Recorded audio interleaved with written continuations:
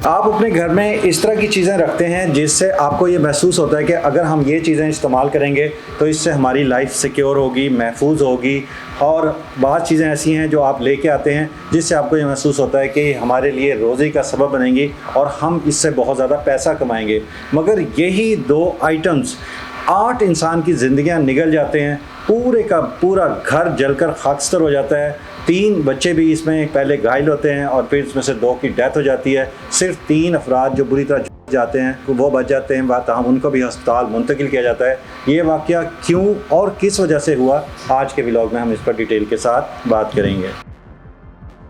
अस्सलाम वालेकुम नाज़रीन, आप देख रहे हैं डेली सोशल पाकिस्तान और मैं हूं मशकूर ज़ादी। नाज़रीन, हम पाकिस्तानियों की अक्सर ऐसी आदत है कि जब हमें कोई शख्स एहतियात करने का कहे तो हम कहते हैं कोई मसला नहीं, अल्लाह मालिक है। और इसी वजह से हम ये बात अल्लाह नाउज़ बिल्ला छोड़कर बद एहतियाती करते हैं और उसके नतीजे में नुकसान होता है। ऐसा ही एक सानिया भारत के शहर इंदौर में हुआ, जो कि मध्य प्रदेश का एक इलाका है, जहाँ पर एक अच्छा वेल टू डू फैमिली थी। मनोज पागलिया उस शख्स का नाम था। उसके घर के 8 अफराद उस वक्त मौजूद थे। 3 अफराद उसके घर जो कारोबारी लोग होंगे या उसके कोई रिलेटिव्स वगैरह आए हुए थे, वो अपने घर में एक कार चार्जिंग करने के लिए रखते हैं। कार को चार्जिंग के लिए लगा दिया जाता है और ये पूरी फैमिली सो जाती है।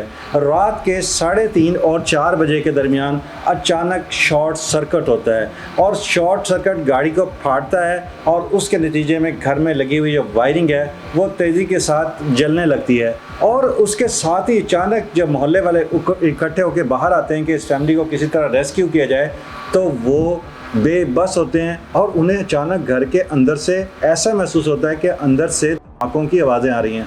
अब शुरू में तो उनको पता नहीं लगता कि ये अचानक क्या हो रहा है, और जो ही एक धमाका होता था तो वो पूरा कमरा जलने लगता था। और ये सिलसिला वक्फे वक्फे से हुआ। 7 धमाके हुए, जिसके नतीजे में पूरा जो 3 मंजिला इमारत थी वो चंद ही लम्हों में खाकस्तर हो गई, आग की लपेट में आ गई और लोग भी घायल हो गए। अब लोग बड़े हैरान थे कि जब आग शुरू में लगी है और अहले मोहल्ला वहाँ पर मौजूद हो गए, तो बाहर वाले लोग अंदर क्यों नहीं जा सके, और ख़ास तौर पे जो अंदर वाले लोग थे बाहर क्यों नहीं आ सके।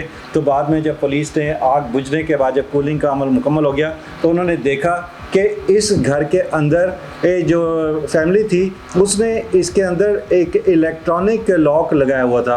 अब जो ही आग लगी, इलेक्ट्रॉनिक लॉक जो उन्होंने अपनी सिक्योरिटी के लिए लगाया हुआ था ताकि अपने घर को महफूज कर सकें, वो भी जैम हो गया। और यही वजह थी कि वो पूरी फैमिली उसी दरवाजे के आसपास रही और वो बाहर नहीं निकल सकी। और अब बात दूसरी की, जो मैंने आपको कहा था कि अचानक उनके घर से धमाके क्यों हुए, क्या उनके घर में कोई आ गए थे, उनके ऊपर कोई हमला हो गया था या वो खुद घर थे, तो ऐसा बिल्कुल नहीं था। वजह ये थी कि ये लोग जो इलेक्ट्रिक कॉल्स वगैरह बनाने का काम करते थे, उसी को रिपेयर वगैरह करते थे। तो इन्होंने घर में अपने जो एक रूम था वहाँ पर इन्होंने गैस के सिलेंडर रखे होते, और जो ही ये शॉर्ट सर्किट हुआ तो उसके नतीजे में वो सिलेंडर भी फटे और एक साथ जब सिलेंडर साथ के साथ फटे तो पूरा घर आग की लपेट में आ गया। 2 बच्चों समेत इसमें 8 अफराद दुनिया से चले गए।